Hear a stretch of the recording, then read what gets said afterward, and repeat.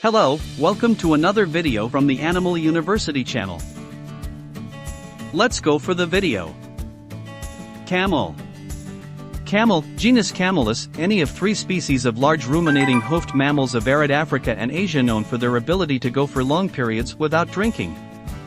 The Arabian camel, or dromedary, Camelus dromedarius, has one back hump, while the domesticated Bactrian camel, C. bactrianus, and the wild Bactrian camel, C. iferus, have two.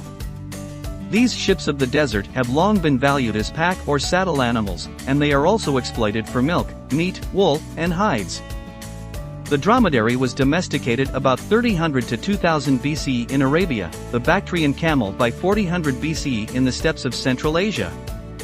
Most of today's 13 million domesticated dromedaries and roughly 97 domesticated breeds are in India and in the Horn of Africa.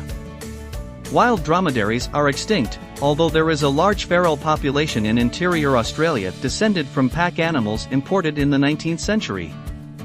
About 1 million domesticated Bactrian camels range from the Middle East to China and Mongolia.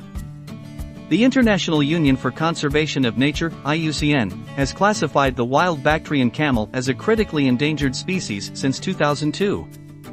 The largest population, numbering approximately 650 adult animals, lives in the Gobi Desert. Natural history. Camels have an unmistakable silhouette, with their humped back, short tail, long slim legs, and long neck that dips downward and rises to a small narrow head. The upper lip is split into two sections that move independently. All three species are about 3 meters, 10 feet, long and 2 meters, 6.6 feet, high at the hump, itself 20 centimeters, 8 inches. Males weigh 400 to 650 kilograms, 900 to 1,400 pounds, and females are about 10% smaller. Color is usually light brown but can be grayish. Domesticated Bactrian camels are darker, stockier, and woollier than the wild form. Heavy eyelashes protect the eyes from blowing sand, and the nostrils can be squeezed shut. The dromedary has horny pads on the chest and knees that protect it from searing desert sand when it lies down, but the Bactrian camel lacks these callosities. Camels are generally docile, but they will bite or kick when annoyed. When excited, camels huff so sharply that spit is incidentally expelled. Camels do not walk on their hooves.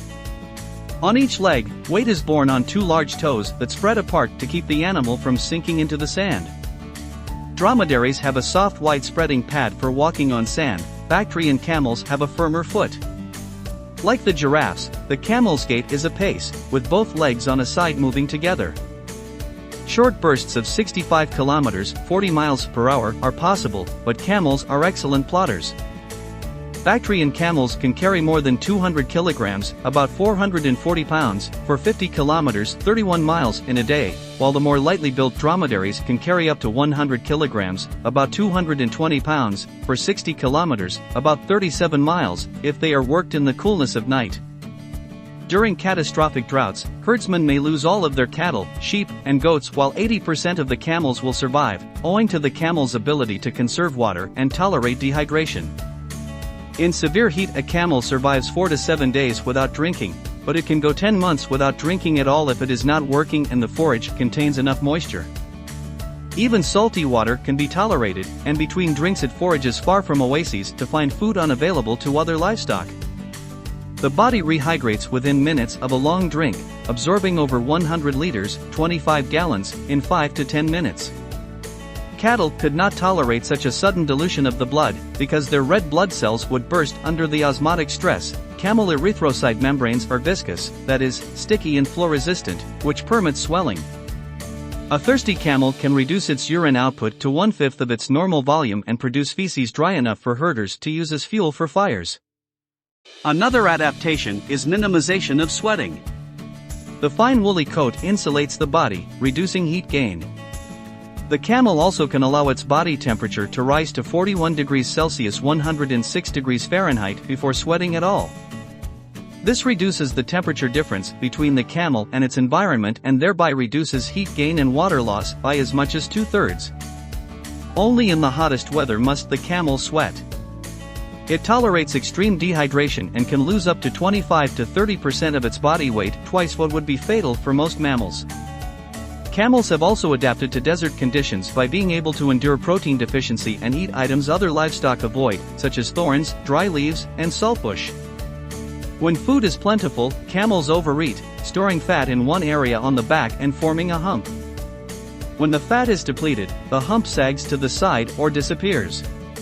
Storing fat in one place also increases the body's ability to dissipate heat everywhere else. When not corralled, camels form stable groups of females accompanied by one mature male. Females breed by 3 to 4 years of age. Males begin to manufacture sperm at age 3 but do not compete for females until they are 6 to 8 years old. Males compete for dominance by circling each other with the head held low and biting the feet or head of the opponent and attempting to topple it. After one camel withdraws from the bout, the winner may roll and rub secretions onto the ground from a gland on the back of its head. The dominant male breeds with all the females in each stable group. After a gestation of 13 or 14 months, one calf weighing up to 37 kilograms, 81 pounds, is born, usually during the rainy season. Milk yields of 35 kilograms, about 77 pounds, per day are achieved in some breeds, example, the milch dromedary of Pakistan, though normal yield is about 4 kilograms, 9 pounds, per day. Herders typically divert most milk to their own use during the calf's first 9 to 11 months, then force weaning and take the rest. The calf is otherwise suckled 12 to 18 months. Females and males reproduce until about 20 years old.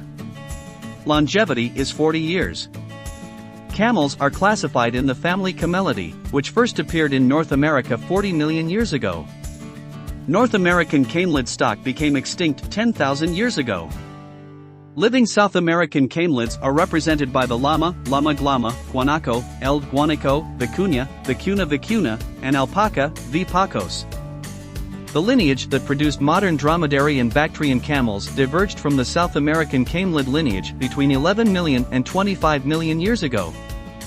Dromedary and Bactrian camel lineages split from one another between 4 million and 5 million years ago, with wild and domestic Bactrian camels separating from one another between 1.5 million and 700,000 years ago. Bactrian camel domestication by human beings came much later, however, occurring between 6,000 and 4,000 years ago. By 2 million years ago, the early Pleistocene epoch, camelus representatives had crossed back to Asia and were present in Africa, Tanzania. During the Pleistocene epoch, 2.5 million to 11,700 years ago, camelids reached South America. The family Camelidae belongs to the order Artiodactyla, a large group of hoofed mammals. Cultural significance. Camels are among those few creatures with which humans have forged a special bond of dependence and affinity. Traditional lifestyles in many regions of the Middle East, North Africa, and Central Asia would never have developed without the camel, around which entire cultures have come into being. This camel-based culture is best exemplified by the Bedouin of the Arabian Peninsula, the native habitat of the dromedary, whose entire traditional economy depended on the produce of the camel. Camel's milk and flesh were staples of the Bedouin diet, and its hair yielded cloth for shelter and clothing. Its endurance as a beast of burden and as a mount enabled the Bedouin to range far into the desert.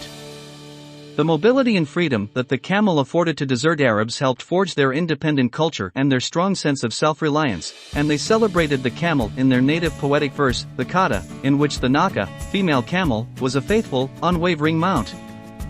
Among these nomadic people, a man's wealth was measured not only by the number of camels he possessed, but also by their speed, stamina, and endurance. Until modern times, the camel was the backbone of the caravan trade, a central pillar of the economy in large parts of Asia and Africa. In settled regions, the caravanserai, located on the outskirts of most urban centers, served as a hub for business and as a source of information about the outside world for the city's residents. In the Central Islamic lands, it likewise set the scene for many tales in the rich Arab-Persian oral tradition of storytelling, such as those found in the 1001 Nights. In Central Asia, vast and numerous camel caravans ensured the wealth and growth of the great trading cities of the Silk Road, upon which goods moved between Asia and Europe. Today the camel remains an important part of some local economies, although it has been surpassed by automated forms of transportation for most tasks. Camels are still bred for their meat, milk, and hair, and, beginning in the late 20th century, the age-old sport of camel racing was revived, particularly in the countries of the Arabian Peninsula but also as far afield as Australia and the United States. I hope you enjoyed this video enough and it was informative. Please like the video and subscribe the channel. Introduce us to your friends. Good luck to you all.